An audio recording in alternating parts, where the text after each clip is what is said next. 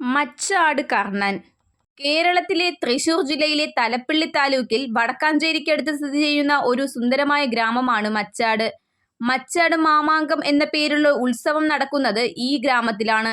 മച്ചാട് തിരുവാണിക്കാവ് ഭഗവതി ക്ഷേത്രത്തിലാണ് ഈ ഉത്സവം നടക്കുന്നത്. പൂരങ്ങളുടെ നാടായ തൃശൂർ ഇവിടെ മച്ചാട് എന്ന ദേശത്ത് വർഷം തോറും കുംഭമാസത്തിൽ നടത്തിവരുന്ന കുതിരവേലയാണ് മച്ചാട് മാമാങ്കം എന്നറിയപ്പെടുന്നത്. സാധാരണ ഉത്സവങ്ങൾ ഒരു ദേശത്ത് മാത്രം ഒതുങ്ങി നിൽക്കുമ്പോൾ ഈ കുതിരവേല മച്ചാട് എന്ന പ്രദേശത്തെ 6 ഗ്രാമങ്ങൾ ജാതിമത ഭേദമന്യേ ഒന്നിച്ചാണ് ആഘോഷിക്കുന്നത്. അങ്ങനെ ആഘോഷിക്കുന്ന ഈ സ്ഥലത്ത് ഒരു ഗജവീരനുണ്ടായിരുന്നു. നമുക്കറിയാം, അവനായിരുന്നു മച്ചാട് കർണൻ എന്ന പേരിൽ അറിയപ്പെടുന്നത്. ഇവനെ കൂടാതെ ജയറാം, ധർമ്മനും ഗോപാലനും ഒക്കെ ഇവിടെയുണ്ട്. മച്ചാട് പനങ്ങാട്ടുകര ചേറ്റ്യൂട്ടി അനിൽകുമാറിന്റെ ഉടമസ്ഥതയിലുള്ള ഈ കൊമ്പന്മാർ കൊടുമൺ ആനകളുടെ കഥ പറയുമ്പോൾ കൊടുമൺ കർണനെക്കുറിച്ച് പറയാതിരിക്കുന്നത് എങ്ങനെയാണ്? അതുമാത്രമല്ല, കല്ലുക്കാട്ടിൽ കുഞ്ഞുമോൻ അച്ചായനെക്കുറിച്ചും. നിരവധി കൊമ്പന്മാരെ ആനക്കേരളത്തിന് സമ്മാനിച്ചൊരു വ്യക്തിയാണ് കല്ലുക്കാട്ടിൽ കുഞ്ഞുമോൻ അച്ചായൻ. കുറച്ചു കാലങ്ങൾക്ക് മുൻപ് തെക്കൻ തിരുവിതാംകൂറിലെ ആനക്കോട്ടയായിരുന്നു കൊടുമൺ എന്ന സുന്ദര ഗ്രാമം. 2 ഉടമസ്ഥരുടെ കൈകളിലായി നിരവധി ആനകൾ വാണിരുന്ന കൊടുമണ്ണിൽ ഇന്ന് അവശേഷിക്കുന്ന കൊടുമൺ ശിവശങ്കരൻ മാത്രമാണ്. 2 ഉടമസ്ഥരുടെ കൈകളിലായി നിരവധി ആനകൾ വാണിരുന്ന കൊടുമണ്ണിൽ ഇന്ന് അവശേഷിക്കുന്ന കൊടുമൺ ശിവശങ്കർ മാത്രമാണ്. ഒരു പറ്റം ആനകളാണ്, അതിൽ കൂടുതലും ചെറുപ്രായമുള്ള ആനകൾ ഇവിടെ നിന്ന് കച്ചവടമായി പോയത്. അതിലെ ഒരു കൊമ്പനാണ് കൊടുമൺ കർണൻ. വേറിട്ട ആനച്ചന്തവുമായി ഉത്തരേന്ത്യയിൽ നിന്നും ദൈവത്തിന്റെ സ്വന്തം നാടായ നമ്മുടെ ആനക്കേരളത്തിൽ കാലുകുത്തിയവൻ.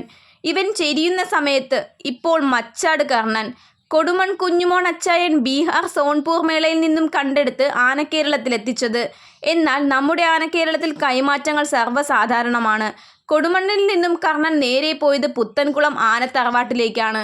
അങ്ങനെ ഇവൻ പുതിയ പേരിൽ അറിയപ്പെട്ടു, പുത്തൻകുളം പരശുറാം. എന്നാൽ വീണ്ടും തലവര മാറ്റി വന്നു. കുറച്ചു നാളുകൾക്ക് ശേഷം വീണ്ടും ഒരു ട്രാൻസ്ഫർ. അങ്ങനെ അവിടെ നിന്നും നേരെ പീച്ചി ആനത്തറവാട്ടിലേക്ക്, പുത്തൻകുളം പീച്ചി കണ്ണനായിട്ട്. എന്നാൽ അവിടെ നിന്നും വീണ്ടും ഒരിക്കൽ കൂടി കൊല്ലത്തെ അടുത്ത മുതലാളിയുടെ പക്കലേക്ക്. അവിടെ നിന്ന് വീണ്ടും കൈമാറ്റങ്ങൾ. ഇവനെ തൃശൂർ വടക്കാഞ്ചേരിയിലുള്ള മച്ചാട് ഗ്രൂപ്പ് ഇവനെ സ്വന്തമാക്കുകയായിരുന്നു. അങ്ങനെ മച്ചാട് കർണനായി മാറിയിരുന്നു. കേരളമൊട്ടാകെ അവൻ്റെ പേരും ഉത്സവപ്പറമ്പുകളിൽ തൻ്റേതായ സ്ഥാനം നേടിക്കഴിഞ്ഞിരുന്നു ഈ കരിവീരൻ. തൃശൂർ വന്നതിനു ശേഷം അവൻ്റെ ഭംഗി അല്പം കൂടിയെന്ന് തന്നെ പറയണം. മുന്നഴകിൽ പുതുപ്പള്ളി കേശവനുമായി കുറേയേറെ സാമ്യമുള്ള വേറിട്ട ഒരു ആനച്ചന്തത്തിനുടമയായിരുന്നു കർണൻ.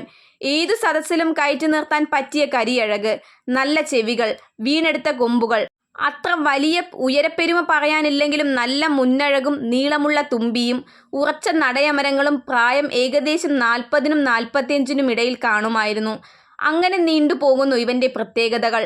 തൃശൂർ പൂരം, ആറാട്ടുപുഴ പൂരം, ഉത്രാളിക്കാവ് പൂരത്തിലെ നിറസാന്നിധ്യമായിരുന്ന ഈ കൊമ്പൻ ഉത്രാളിക്കാവ് പൂരത്തിൽ വടക്കാഞ്ചേരി ദേശത്തിനു വേണ്ടിയും തൃശൂർ പൂരത്തിൽ പാറമേക്കാവ് ദേശത്തിനു വേണ്ടിയും ആറാട്ടുപുഴ പൂരത്തിലും പങ്കെടുത്തിട്ടുണ്ട്.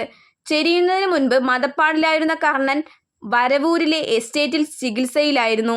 ഒരാഴ്ചയായി ഭക്ഷണം കഴിക്കുന്നതിൽ ബുദ്ധിമുട്ട് നേരിട്ടിരുന്നു.